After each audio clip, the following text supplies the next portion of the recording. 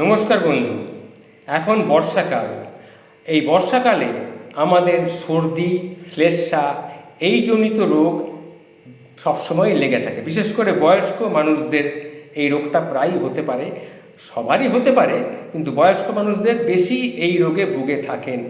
তাহলে এই যে গলায় কি হয়, আমাদের শ্লেষ্মা জমে যায়, কফ জমে যায়, এর থেকে মুক্তি লাভের উপায়টা কী, সেই সম্বন্ধে দু একটা কথা আমি আপনাদের সামনে উপস্থিত করছি।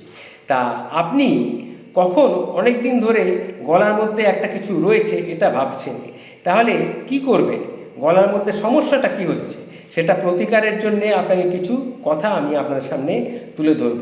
গলার মধ্যে এই যে কাশির একটা দমক আসে, কেন আসে? গলাটা আটকে আসছে, গলাটা খসখস করে, এর মূল কারণ হচ্ছে এই কয়েকটা কথা আছে, যেরকম সিগন্যাল 1, এটা যদি থাকে সেটা চিন্তা করবেন। গলা ভেতর থেকে রুক্ষ ভাব লাগছে, ডাক্তারের পরামর্শ নিচ্ছেন কিন্তু কিছুই হচ্ছে না, এমন কিছু উপকার আপনি পাচ্ছেন না। তাহলে আমি কয়েকটা মিনিট আমার সঙ্গে থাকুন, আমি কয়েকটা কথা বলছি, একটা টাকাও আপনার খরচা হবে না, শুধু কথাগুলো শুনুন। ভিডিওটা আপনাকে জাদুর মতো কাজ দেবে, কিন্তু পদ্ধতিগুলো একটু জেনে নিন। একদম অভিজ্ঞতা থেকে আমি আমার অভিজ্ঞতা থেকে কথাগুলি বলছি, এগুলো প্রয়োগ করে আপনি দেখতে পারেন, কিন্তু আমার কথাগুলো আগে আপনি শুনুন, তারপরে সেটা বলবেন। এখন আমি জানতে চাইছি, আপনি এই যে আলোচনাটি আপনার সামনে করছি, এটা আপনি কোত্থেকে শুনছেন, আপনার বয়স কত, সেগুলো জানাবেন কমেন্ট করে। তাহলে শুনুন কথোপকথনটা। আমি শুরু করি। আপনাকে প্রথমে বলি, প্রথমে একটা কথা দিয়ে শুরু করি। ধরুন একটা পরিচিত অধ্যায়। দেখুন, একজন লোক, একজন বৃদ্ধা, সে জীবনে অনেক বড় ঝড়ঝাপটা সহ্য করেছে, কিন্তু সাম্প্রতিক তার সমস্যা হচ্ছে প্রতিদিনের জীবনে বড় বাধা হয়ে দাঁড়িয়েছে গলার কফ।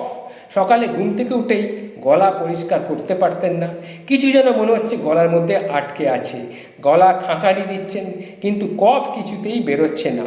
একদিন তার নাতনি তাকে বলল যে, ঠাম্মি, তুমি গরম জল দিয়ে একটু গার্গেল করে দেখো না, দেখো তোমার উপকার লাগবে। তখন ডাক্তার তাকে বলে কিছু কাশির ওষুধ দিয়েছিলেন, কিন্তু খুব একটা কাজ হয়নি। যখন খান ভালো থাকে, তারপরে ভালো থাকেন না। তখন তিনি গরম জলটা দিয়ে সেই কুলকুচি করতে আরম্ভ করলেন। দেখা গেল সমস্যাটা অনেকখানি আস্তে আস্তে কমছে। এটা একটা ছোট্ট উপায়। এর থেকেই ভাবা যায় যে কোনো পয়সা খরচা না করি যদি আপনি সকালবেলা ঘুম থেকে উঠে একটু গরম জল দিয়ে গলা কুলকুচি করেন, আপনি উপকার পেতে পারেন। সকালে ঘুম থেকে উঠে হালকা গরম জল, তার মধ্যে যদি একটু লবণ দিয়ে নেন আরও ভালো হয়। একটু কষ্ট করে যে হলুদ দেন, তাহলেও খুব ভালো হয়। দিয়ে একটু কুলকুচি করুন, দেখবেন আপনার গলার কফটা অনেকটা মনে হবে ভালো লাগছে, গলার কফ উঠে আসবে। এতদিন ধরে এত কষ্ট করছেন, এটা একটু করে দেখুন না, আপনি উপকার পেতে পারেন। তা যাই হোক, এর ফল সেই ভদ্রমহিলা খুব ভালোভাবেই ভোগ করতে বলেছিলেন। গলার কফটা বেরিয়ে যাচ্ছে, তার খুব আরামও লাগছিল। এর থেকে আমরা বুঝতে পারি যে জীবনে অনেক সমস্যা আছে, জটিল সমস্যা, কিন্তু তার অভ্যাসটা খুব অল্প কিছুর মধ্যেই লুকিয়ে থাকে, আমরা সেগুলো জানি না, সেই জন্যেই আমরা ভুগি। আমরা ডাক্তারের কাছে যাই, কিন্তু আমরা প্রাকৃতিক সমাধানটা অনেক সময় করি না। এখন কথা হচ্ছে কেন? গলায় আপনি হয়তো শরীরের প্রতিরক্ষা ঠিক মতন করতে পারছেন না, গলার চারপাশে ঠিকমতো সুরক্ষা নিচ্ছেন না, পাতলা স্তর গলার মধ্যে রয়েছে সেগুলো শ্লেষ্মা জমে থাকছে, মিউকাস জমে থাকছে, এগুলো ঠিকমতো পরিষ্কার করতে হবে। সেগুলো কিভাবে পরিষ্কার করবেন, সেগুলো ব্যাকটেরিয়াগুলো কিভাবে শরীরকে সুস্থ রাখবেন, সেই সম্বন্ধে দু একটা কথা আপনাদের বলছি। ধুলোবালি দূষণ থেকে, একটু ঠান্ডা লাগা থেকে একটু দূরে থাকার চেষ্টা করবেন। এগুলো জমে গিয়ে গলার মধ্যে কফ আকার ধারণ করে, গলা দিয়ে নামতে চায় না, বেরোতেও চায় না। তখন আমরা কাশির জন্যে একটা আসে এবং কথা বলতে কষ্ট হয়। সেই রকমই আমাদের কষ্টটা হয়, বুকে শ্লেষ্মা জমে। এইবার আমি আরও একটা প্রাকৃতিক কথা বলবো, যেগুলো সহজলভ্য, বাড়িতেই আপনি এগুলো করতে পারেন এগুলো উপকারের জন্য। কী সেগুলো? চলুন দেখি। আমরা কয়েকটা ভুল করে থাকি, এই কফ তার জন্যে দায়ী। কি হয় না, আমরা ভাবি ঠান্ডা লাগা মানেই তো গায়ে চাদর জড়িয়ে রাখা। বড় ভুল করে ফেলি কিন্তু। সারাদিন বসে থাকা, জল কম খাওয়া বা ঠিকমতো খাবার দাবার না করা, 2-3 বার করে জল কম খাওয়া, এগুলো থেকে আমাদের বাঁচতে হবে। আর সবসময় গায়ে গরম জামা রাখা যাবে না।